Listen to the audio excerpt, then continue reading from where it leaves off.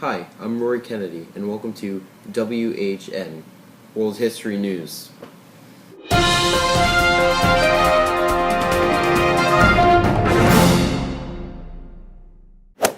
Anasazi Indians influenced many other Indian tribes, such as the Hohokam Indians. The Anasazi were very creative in their pottery and artwork. They traded their creations and their crops with adjacent tribes. They were located at what is now Utah, Colorado, Arizona, and New Mexico. They were very much used to living in the desert, so they were professionals at working with the soil that was in the area, and they were able to cope with flash floods and other weather issues. The Anasazi Indians were masters at building and engineering.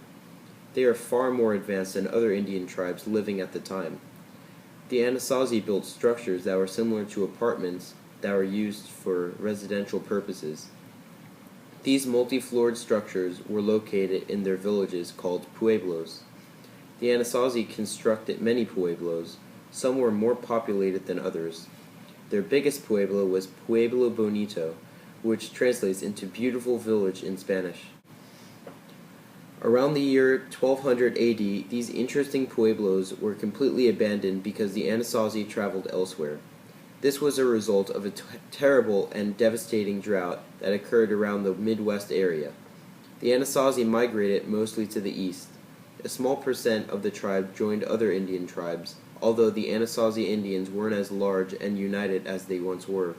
They continued to practice their traditions and carry on their culture even after the terrible drought.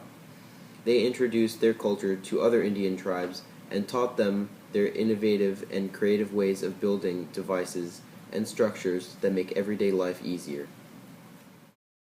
Now over to Robert Ashby for news about Native Central American Indians. The Aztecs are a well-known race, mainly for their time cycle and certain practices. But not many people know about their religion. Anyways, the Mayans developed their own religion, which consisted of nearly 1,000 gods. They adopted them from other Mesoamerican people and changed their culture into their own.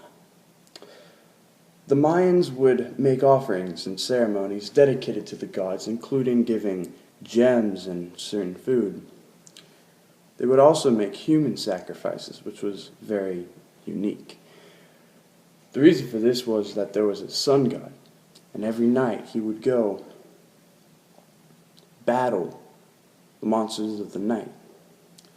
But he needed human blood to do this, and without human blood, it would be weak and he wouldn't fight the battle correctly. Most of the human sacrifices, however, were, of course, criminals or captured enemies, and then there was Montezuma II, who increased the sacrifices and the tributes because the large population had gotten much bigger.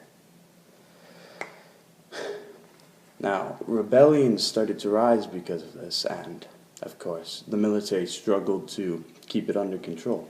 People didn't want to be sacrificed to the sun god. So, they stood up for what they believed in. We'll be back after this commercial break.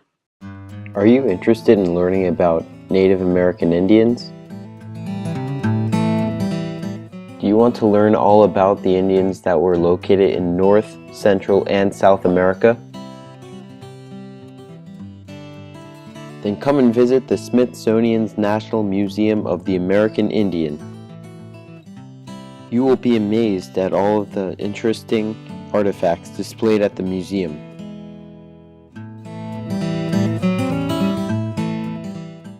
The National Museum of the American Indian is located next to the Smithsonian's National Air and Space Museum. Call us at 202-633-6644 for more information. I'm talking really fast right now because that is what they do at the end of commercials. Now back to the program. The Incans built on cultural foundations and extended rule over the entire Andean region.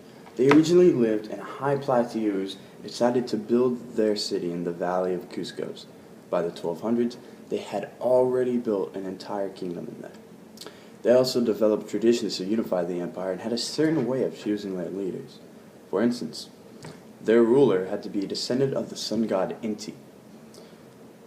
Earlier on, a famous ruler known as Pachacudi took the throne and strengthened military and diplomacy.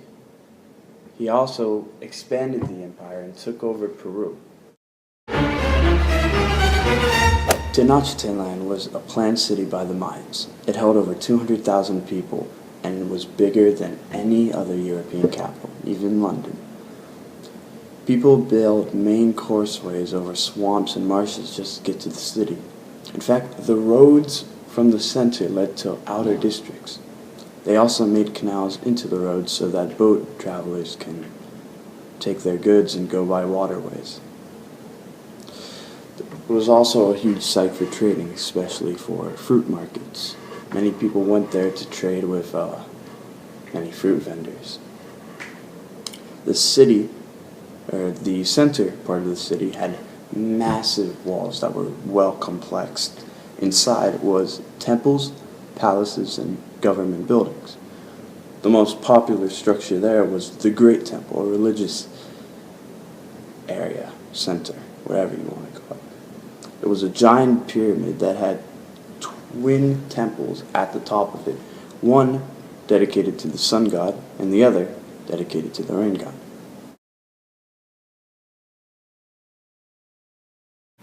Now over to Bob Smith for our editorial. Do you think the Anasazi Indians were inspirational to other Indians?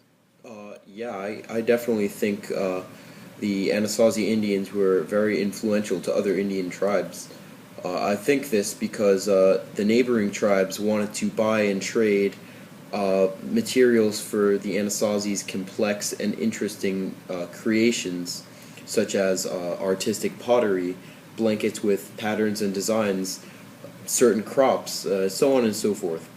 Although the Anasazi wanted what the other tribes had to offer, the other tribes were amazed at the Anasazi's ability to create such astounding works of art.